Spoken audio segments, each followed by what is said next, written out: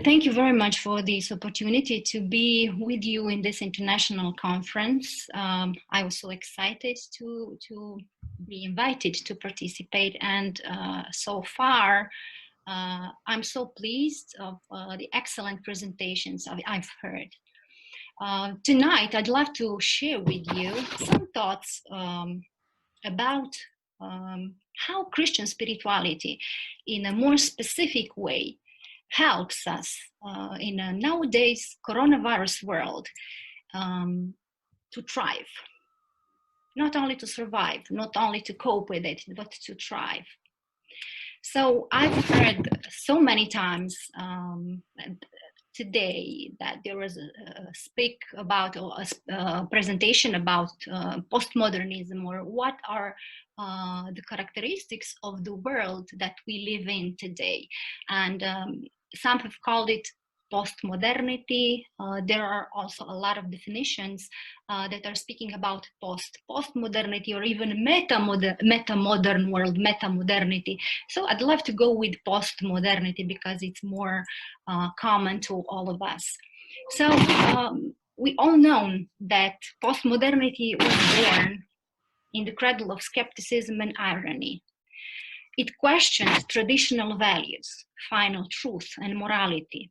And it has built its existence on relativistic and pluralistic premises, entrusting the ultimate ethical and moral agency to the extraordinary scientific and creative capacities of the human mind. So we are speaking here about an anthropocentric world. We are speaking about the deification of human mind. But however, as the new world left the definition of truth and values to the discretion of the human choice, the inevitable happened. Life was reduced to preferences and fragmentation, creating a sense of uncertainty, of generalized fear. And also, people were kind of lost.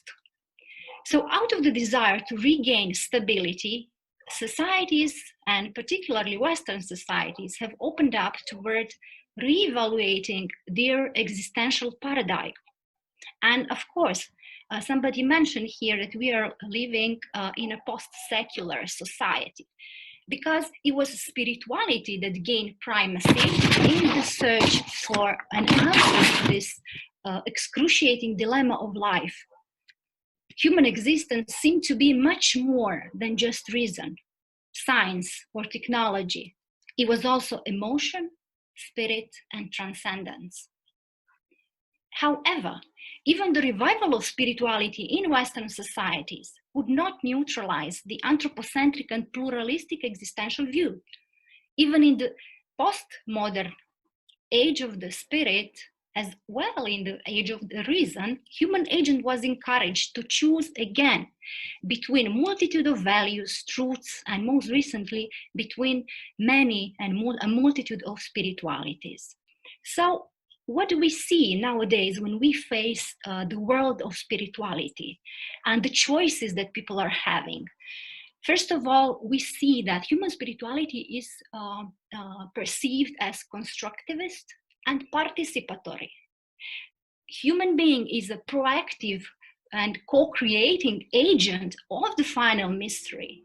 It means that human being, again, is the ultimate ethical and moral agent, and the divinity is made in the image and likeness of humanity, and not the other way around. So what we can say is that the decisive power, even regarding spiritual worlds, remained in the hands of mortals, and they were encouraged again and again to become what they thought they were always meant to be, gods. And yet, no one was able to prevent the magnitude of the upcoming global crisis. The new coronavirus pandemic took the entire planet by surprise, leaving it in dismay and completely unprepared. And of course, we all know the Pandora box was reopened, and the true face of the unchanged human nature was there, very clearly seen as insecure and fearful, dreading in the face of illness and death. And as the old normal somehow crumbled like a house of cards, the existential questions of humanity resurfaced. So How is pandemic even possible in the 21st century, the world that is so advanced, technologized, super developed world of internet? And then whom to trust when all the sources of information are subdued to propaganda and manipulation? Is human mind to be relied upon as the ultimate artisan of truth? Is then expecting a brighter future realistic when all the knowledge of the past and all the accumulated experience of the humankind could not prepare humanity for what was about to happen? And then how to deal with the unpredictable? What to do? Many experts stood up and spoke, and they tried to find a solution to what seemed to be a complete situation of unpreparedness of the humanity. And of course, one of the solutions that was offered was resilience. And we all know what it means. We've heard a long presentation on what resilience actually is and what it does.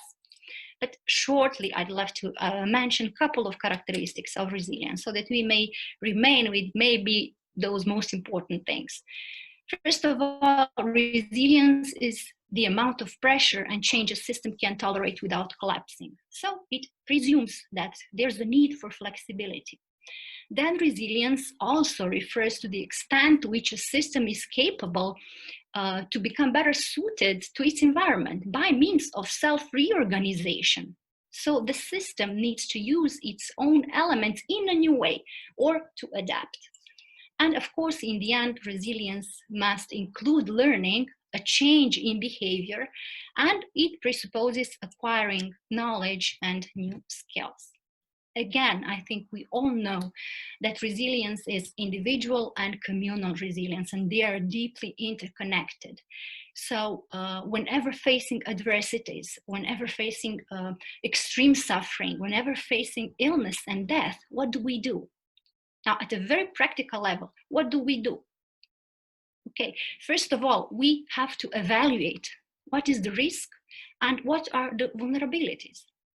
On the other hand, we need to see what are the available resources in order to plan and find some procedures for solving or for preparing ourselves to cope with what's ahead of us or what is around us already. And in this sense, community connectedness is of a crucial importance. I'd love to mention only two coping strategies from a psychological point of view, although there are many and numerous coping strategies, but these two are so general that they can be applied in every area. They are given by Lazarus and Folkman in 1984. So they are talking about problem-focused strategy and about emotion-focused strategy. When speaking about problem-focused strategy, the main assumption is that the source of stress can be altered or removed. And then those who apply this strategy are trying to help people that are struggling to think differently about the same problem, to cognitively restructure their way of perceiving that reality. Then they are helped to make good decisions that would somehow help them progress towards the resolution. And of course, problem-solving skills that are a very useful element and is included within problem-focused strategy. As you can see, this strategy includes a lot of cognitive elements. On the other hand, emotion-focused strategy has a scope to reduce emotional distress and enhance the capacity to endure hardship.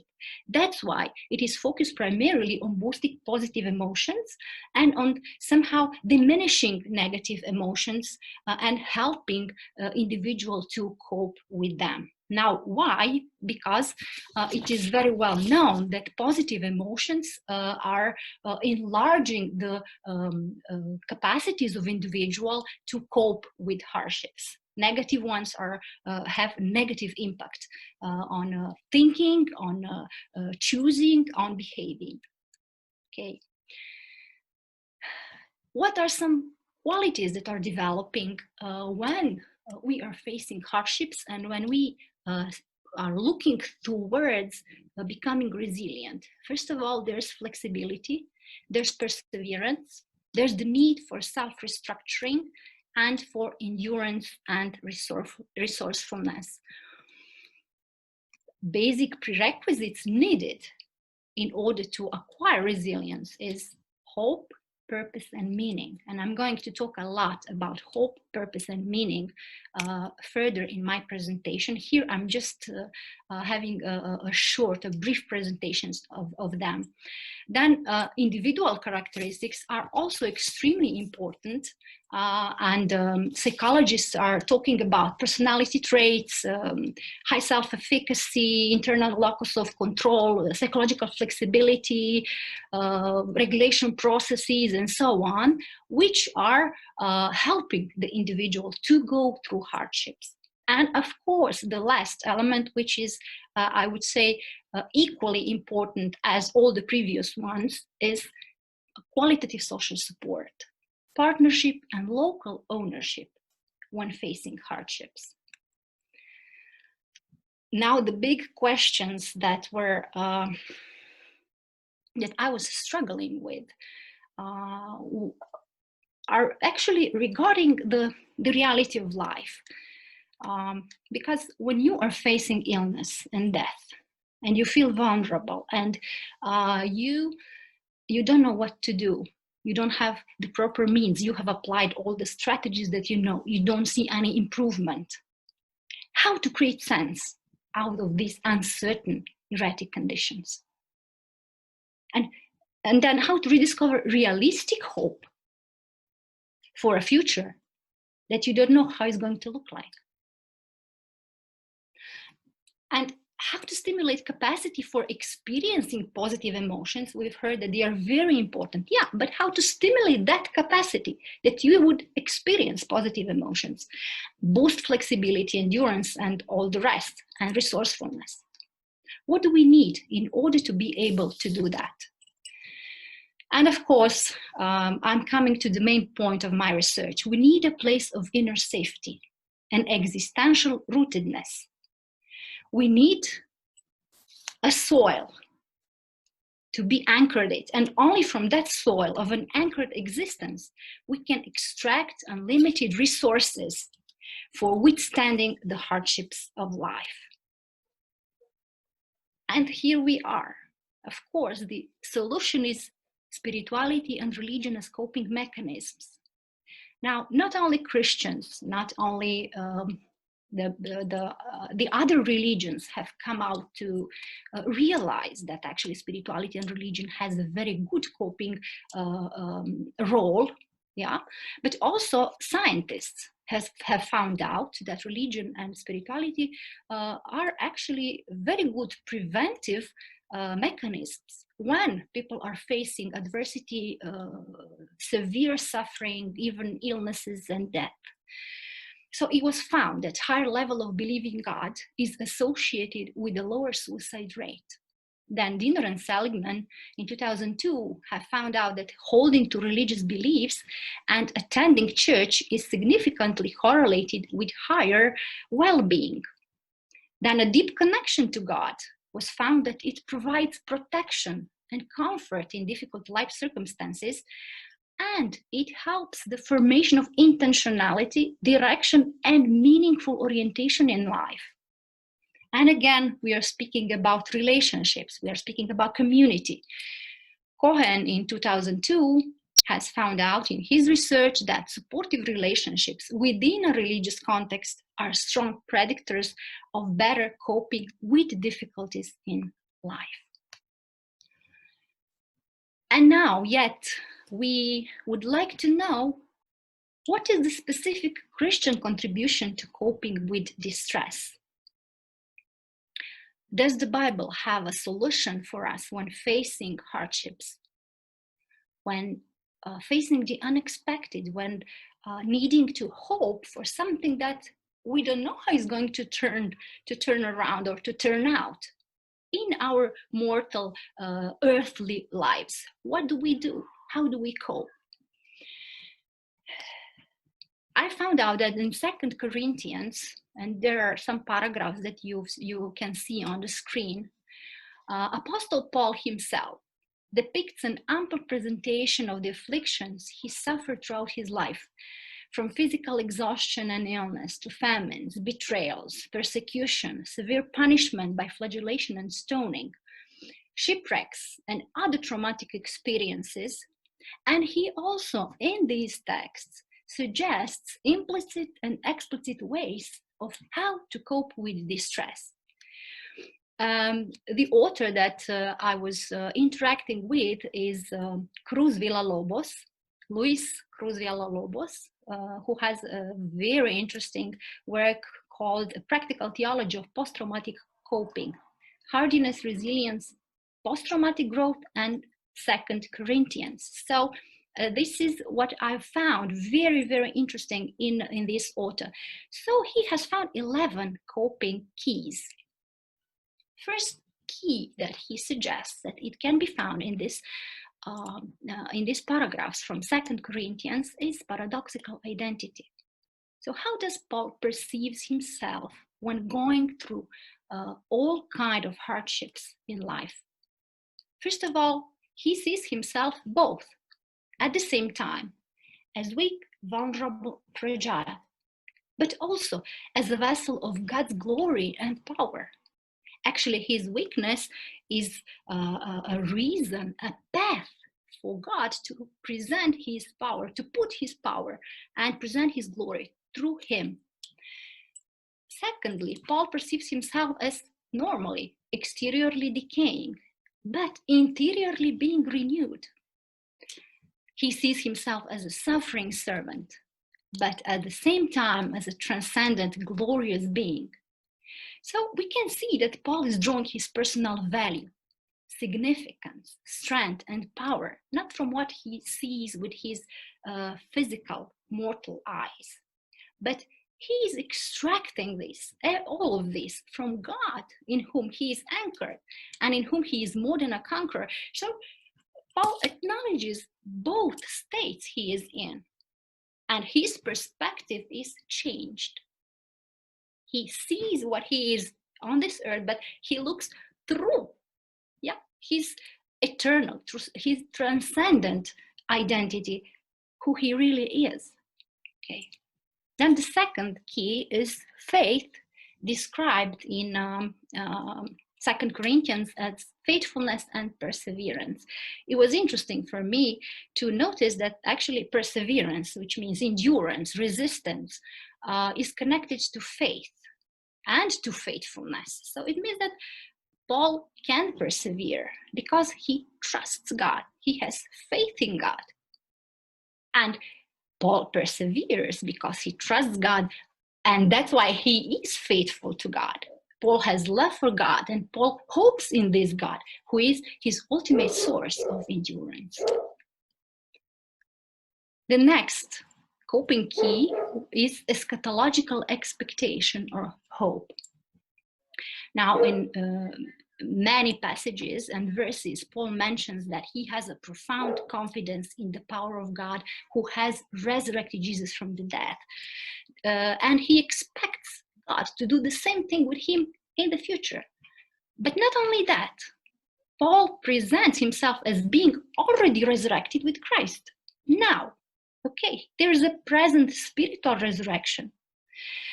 And also, Paul believes in the promises of Jesus, who says that in the future, everybody, all the believers, will be resurrected together and spend their eternity with God. So what we can say that the certainty of Jesus' resurrection is a warranty for Paul's personal as well as communal, present, like spiritual, and future holistic bodily participation in the glorious transformative event of resurrection.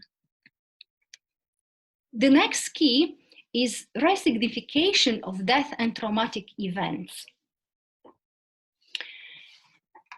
It's very interesting how Paul manages to reinterpret what happens to him through the lenses of God's presence in his life. So what does he do? He assigns new and positive significance to all these adversities he goes through. First of all, by relativizing and appropriating his sufferings. He says at a certain moment, our light and momentarily troubles. I don't know if they were light and momentarily, because his entire life, he was going through difficulties and he was facing severe suffering. But he relativizes and appropriates his sufferings, and he assumes them as necessary cost for the fulfillment of his mission, on one hand. And on the other hand, he sees them as means that testify to his clean conscience and sincere, unselfish service to others. So nobody could say that he's trying to have some positive outcome from people that he serves, or to benefit out of the fact that he serves others. No, his conscience was clear, and the suffering he goes through is actually a means of testimony that he is doing it out of love. So what does Paul do? He transforms his suffering, pain, loss, death, and despair into a vision of life, of hope, of love, and multiplication. So he gives meaningfulness and even fruitfulness to his suffering. Everybody would say that Paul is altruistic and that he serves others and that he serves the churches and that he travels throughout the region to spread the good news. Why did he do that? He mentions in his writings that he did that because he was dedicated to the good of others. Yes, but why? And again, Paul answers and he says, because of his faithfulness to God, because of his love and care for those in need. There's an integrity in Paul's service. Another coping key that Cruz Villalobos mentions is detachment from the material world. So Paul sees both worlds. He sees the present material reality, but it is only temporary, preliminary, and preparatory for him. This material world or reality prepares him for the future reality, which is eternal, which is stable, which will show the completeness of human existence within a holistic resurrection, both spiritual resurrection and bodily resurrection and the union with Christ. So Paul's focus on the eternal assigns again a new meaning to his current hardships and propels him toward future. I love this one, identification with Jesus. It speaks about Paul seeing his own suffering or the suffering in his own flesh as a complete bodily representation of the message of the cross. So he himself presents in front of the others as a representation of Christ who has suffered for him and who is suffering for the others, in order to bring them in a union, in a communion with God.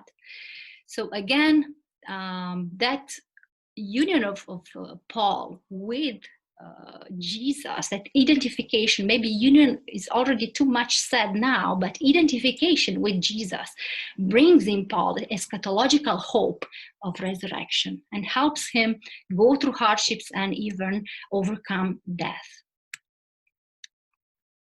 And the last coping key would be gratitude and prayer. Throughout all this hard situation in his life, Paul was manifesting gratitude. And we know in his letters that he says, rejoice, be happy, pray to God, show gratitude to God.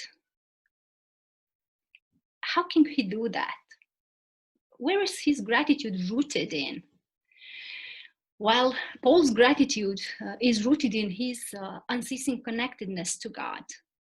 He perceives the constant and active presence of God. Even amidst his adversity, he sees God intervening in different ways. Not all the time saving him from the troubles, most of the times letting him go through them, but being there with him, being there and helping him to overcome them. But the attitude of Paul's heart was gratitude in prayer. So how can Christianity empower for continuous encounters with the harshness of life, for successfully overcoming adversities, and for thriving amidst suffering? By finding, or by offering to the one who believes in Christ, theological coherence of his entire existence. So you understand and you have a whole picture that is extremely clear, that helps you survive adversities you are facing. Then Christianity also ascribes comprehensibility, meaningfulness, and manageability to suffering. So if I understand why I am going through this suffering, it has meaning for me. And yes, I can manage it. And also, if I see the present adversities through the eyes of eschaton, of what God is going to do in the present by drawing me nearer to the future, to his kingdom, then it will be easier for me to go through hardships. Another thing would be socially engaging in altruistic practices, trying to bring this good news to people around us. And in the end, I would say that is the most important thing for a Christian to can not only survive, but thrive in the midst of suffering and harshness of life, is to be in a relationship of love, faith, and hope with God in Jesus Christ. Thank you very much.